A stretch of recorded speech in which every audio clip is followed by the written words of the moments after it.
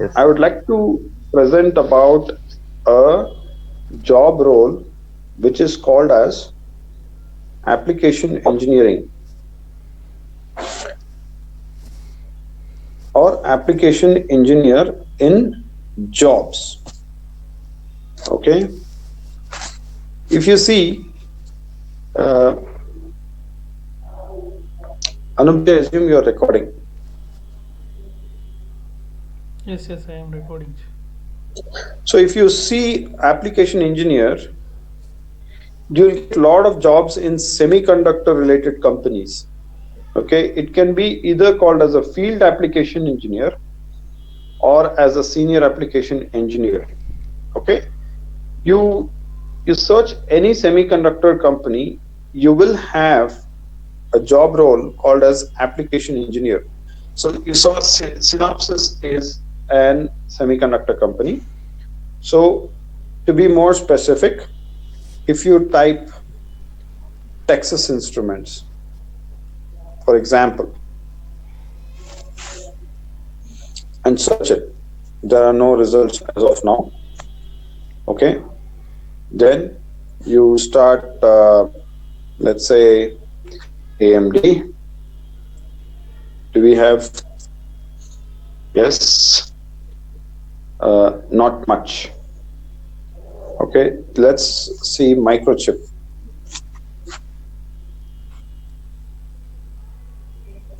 Yes, so there are multiple application engineer roles. You're seeing this. So what is an application engineer role involves? So if you see that it is basically an interface between design team and the customer team and the customer.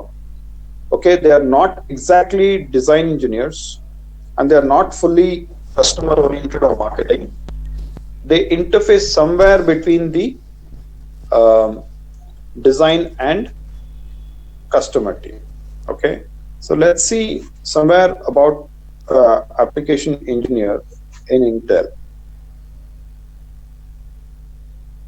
Okay, so yield product engineer, IP support and application engineer. We have high speeds electrical validation expert. FAE is there. FAE is a field application engineering. AI software engineer. So limited jobs nowadays in application engineering. Let's take IP support and application engineer.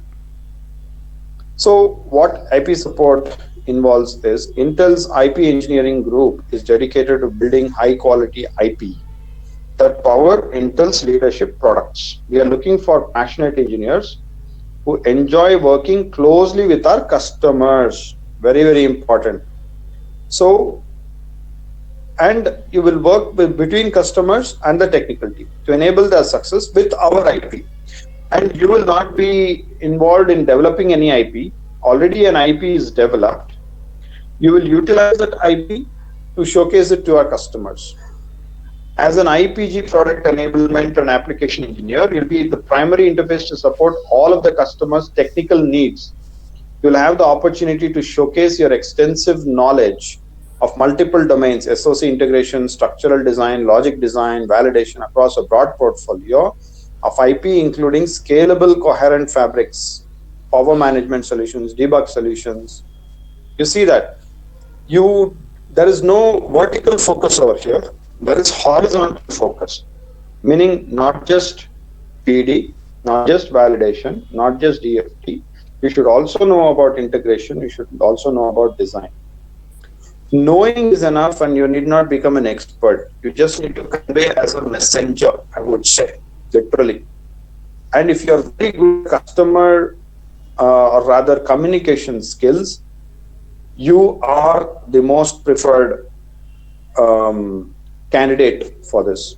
But again, they have asked for 12 plus years of relevant experience in this case. Okay, but usually application engineering roles are also involve writing a technical document.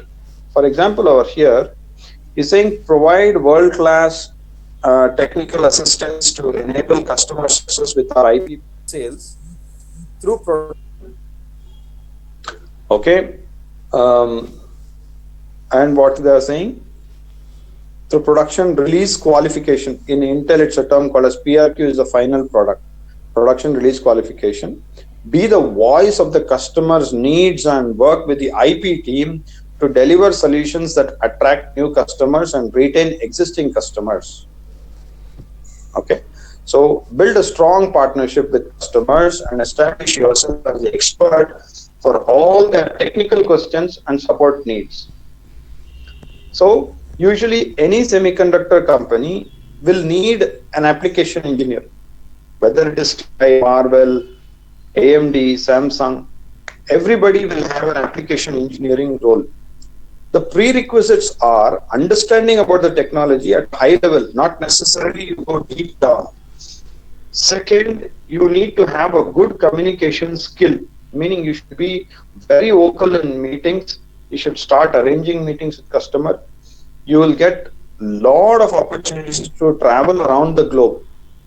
Okay, so I happen to be an application engineering for most of my life with Intel, and I got multiple opportunities to travel widely. Okay, because of the application engineering role, I was able to travel to the US region. I was able to travel to Israel,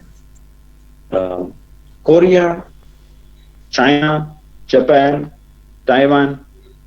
Very nice, very good experience meeting so many customers. If I was in a design role, never would I have got an opportunity to travel so widely, because usually it happens in Bangalore and very rarely you need to travel. You're always heads down and just working. So somebody who's very interested in communication skill, communicating to customers, meeting new people, you're good in writing. Also, if you see over here, he's saying, innovate and execute initiatives to address customer reported issues and prevent future errata. Write technical product documentation. See, any semiconductor product will have some bugs. So that has to be documented as an errata. Okay, and write technical product documentation to assist our customers with the use of our IP. Or it's also called as technical reference manual. So it means what? You should be good in Microsoft Word, or the other skill set is the Adobe, there's one frame maker. So you need to know that. Then it's saying release notes. You need to release the application notes. So if you're good in documentation, this is a job which you can do. Okay. And here you see they have asked various qualifications that you should be knowledgeable about Unix, Verilog, Python scripting. Presentation and communication skills is a must. Excellent presentation and communication skills. So whatever you're doing now as part of your training, you will definitely get an application engineering job without any effort if you continuously put your time into completing your foundation course. And if you see over here, he's saying strong cross-site teamwork skills along with the ability to work independently, excellent analytical debug skills and ability to proactively and independently solve issues. Very, very important. Sometimes you'll get a customer issue, you don't know whether it's a hardware, software, firmware, whatever issues. So you'll have to work with various ingredient teams, call them for a meeting and ask their opinion. Do they feel it's a hardware issue? You should ask, the hardware guy should ask some queries to the software guy to tell that it's not a hardware issue. So it's a very interesting field if you love interacting with multiple people. Okay. And they've also told about the business group. So this is one example. In a similar fashion, Aptamitra has received a request from Release IQ, which we will hear at a high level. So just for you to understand, see, application and technical support engineer, it is called as. So in your resume, if somebody is supporting the Release IQ, we have assigned 3 people. Even if others are interested, they can start supporting that product. That you can put it in your resume. And particularly in, I would say in Tektronix and all, you will definitely have an application engineer. Needless to say, you can search on LinkedIn. There are no jobs currently because of the slowdown, I would suppose. Application engineer, I remember, okay, seeing for Marble. Off late, I think they have removed all the requests because of the slowdown happening. I don't see much jobs, but there were at least 10,000 jobs last year. I was checking, okay, how many jobs are there. So if you just check for application engineering, as of now, I see in Siemens. See, it's also saying your profile matches this job, meaning my profile matches the job. It's what they're saying. And this is some other company, Percept, they're saying. And you see there's some application engineering for embedded systems, dailycat.com, so many are there. So Fujitsu, technical support engineer. So if you put that you were a technical support engineer for Release IQ, you will definitely end up getting a job easily in one of these semiconductor companies, and eventually you can express your interest of being in your core domain and you can get over there. Okay, so there are a lot of, it's usually called as application engineering or technical marketing engineering, or each of the companies call them differently. Okay, so I'm saying that most of the semiconductor companies have stopped hiring for application engineering, is what I'm seeing as a difference. Okay, for example, Arrow Electronics over here, you can see Arrow Electronics is also the same. Okay, provide technical documentation, identify the right solution to meet business, then strong analytical and technical skills, monitor error alerts, resolve system related issues. So all these are being told. Okay, so think about it. If you are interested, let me know. Anyway, I am training you accordingly such that your profile suits any of the jobs, whether it is hardware technician, validation engineer, debug engineer, or application support engineer. Okay, any questions on this? No, sir. No, sir. There's absolutely no question. But if you are good at customer, or rather communication skills and presentation skills, application engineering is something you can always look forward to. Okay, and now I would like Anup ji, Ankur ji, and Ketki ji to give a brief overview about the Release IQ support that they are doing. Go ahead, Anup ji.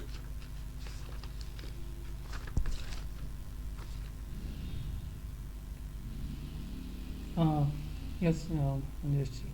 So before giving the overview of Release IQ, first I want to talk about the models that we are using for delivering solutions into our company.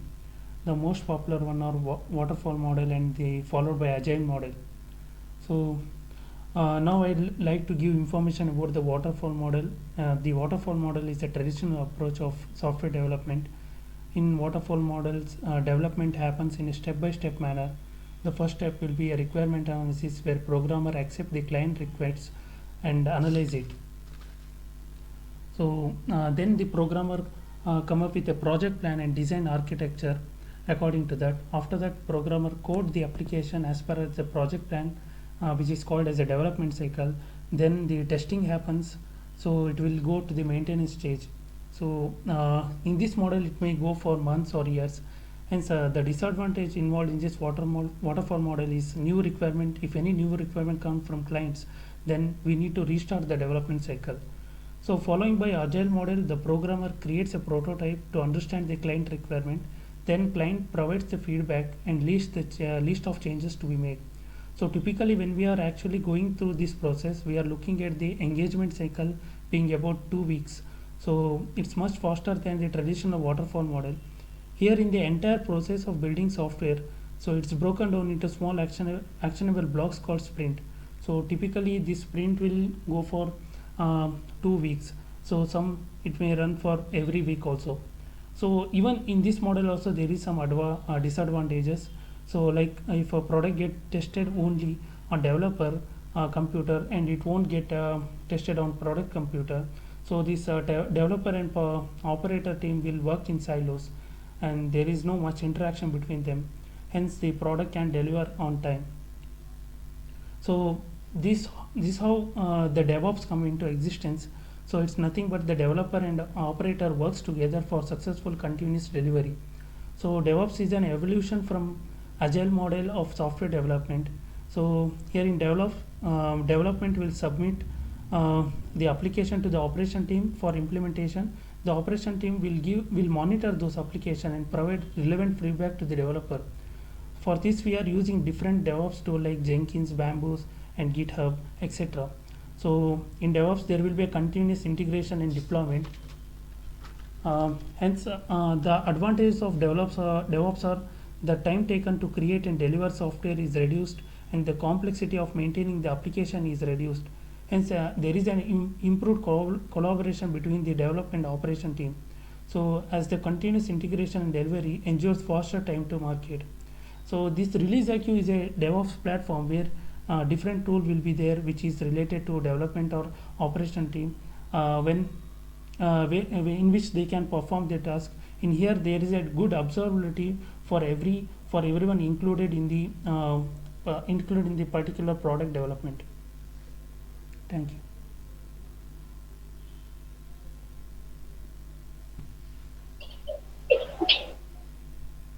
Very good, Anuj. Yeah, now it's your turn. Go on, Anshul. Yeah, so basically, I can put this as a simple way. Like, suppose we are we have a requirement. Okay, I'm a customer, and you are a company. Okay, and if you are following like a monthly or yearly based, protocol of getting the requirements and uh, producing the product, and in between if I come with my difficulties that okay, I want this upgradation in this product, so how will you be able to tackle that? It will be very very difficult, right? So that is what is simply called as what we say as a water flow model, which customer is like gives a specific set of requirements, and then if the engineers team give him the brief overview of the design, and then when they start processing on the work. So in between, if the uh, customer comes in between and asks for an upgradation or change in the design, then they have to reiterate the whole procedure. So that is what is the main drawback of water flow model. And secondly, if we talk about uh, agile model, it the every step of the development of that product goes hand in hand with customer and the designer. So customer and the designer is always in touch with the you know uh, the product development. So they every they call it a sprint. So every like week they will discuss on the they will release the patches or the upgradation or the change in the requirements, whatever that best suits, they will make their workflow in that way possible. So time and effort is greatly reduced in this method. So customer and uh, the designer both are uh, what you say, they are both communicating at every step or at every stage, you can say, of the product. So any in between changes come, so it will be very very easy to tackle for the designers and the customers as well. So both the ends it becomes easy. And regarding DevOps is like, so development is like something that products we develop first, and ops means when the product is in the market, we know about that what you say, uh, the bugs related to that product, or so we can get the feedback, and we can, once the product is deployed in the live system, so any changes or any improvements, uh, basically that is what a DevOps engineer does, because they will be in constant synchronization with the development and the operations team. So they are a mixture of, you can say, as a hybrid concept. So that is what, as far as my knowledge is there, I have understood. And Release IQ is a platform wherein this procedure is whole automated. So the whole team, because if you have to go to a for a design change, like if you have to go for to look at the what you say, uh, what is the progress of the product, and in what phase it is. So all the data, it is very difficult to gather from the different teams which are involved in the product design. So this tool, basically Release IQ, it automates the whole process so that everybody can sync up with each other, just like we are syncing up right now in the meeting. So it's like that flow we get, the continuity, and everybody is on the same page.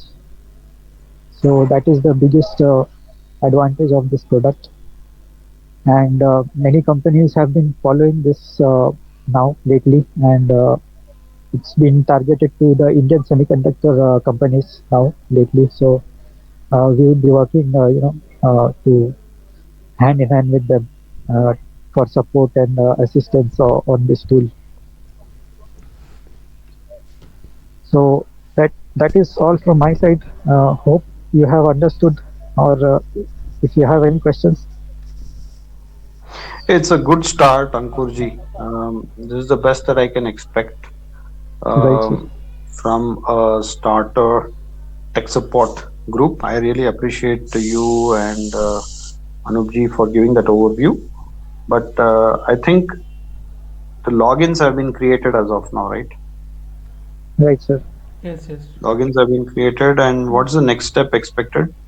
So they are planning to conduct a demo session for us. Demo. Yes. When So is this? no, they haven't informed anything about that. I even put a reply.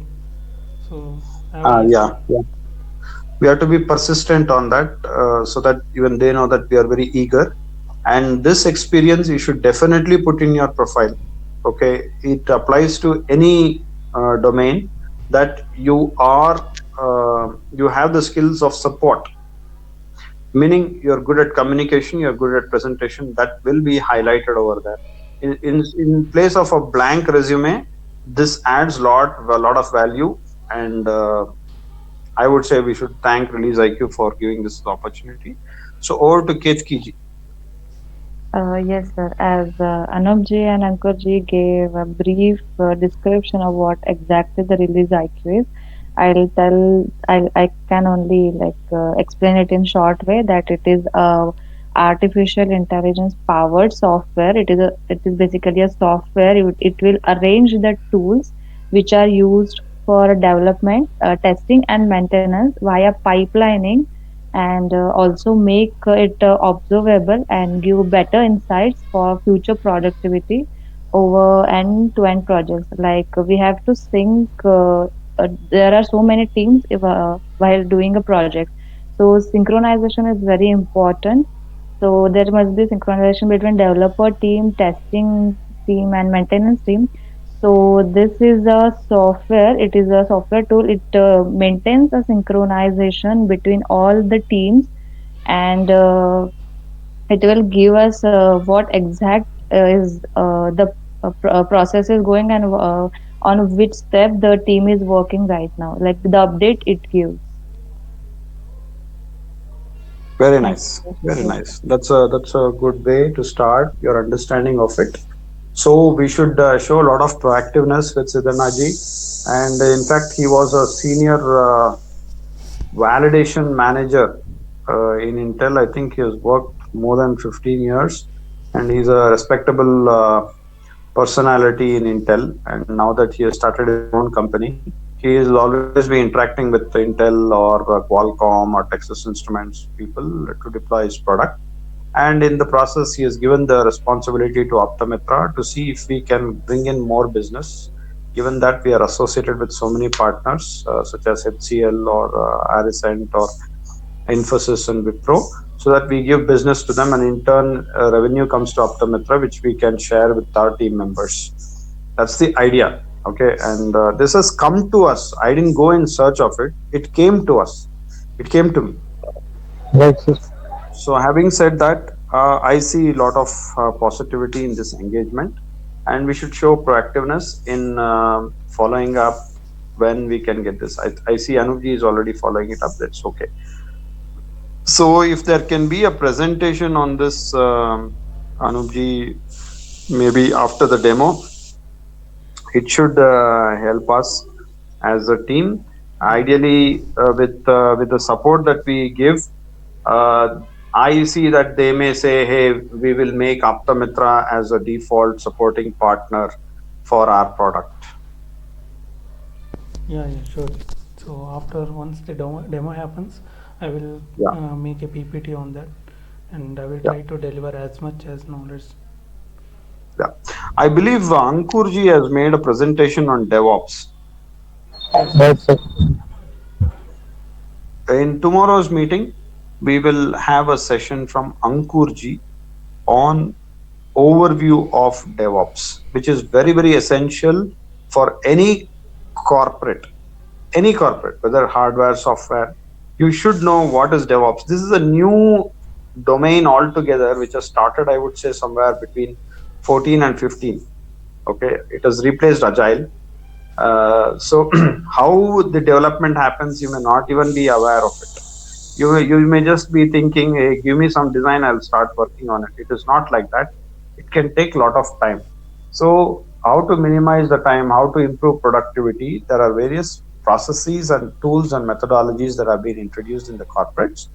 That's going to be the overview of our tomorrow's session. Okay. I hope Right. your time was well spent, this 30 minutes. I would like to thank you all for joining. If you have any questions, please ask me.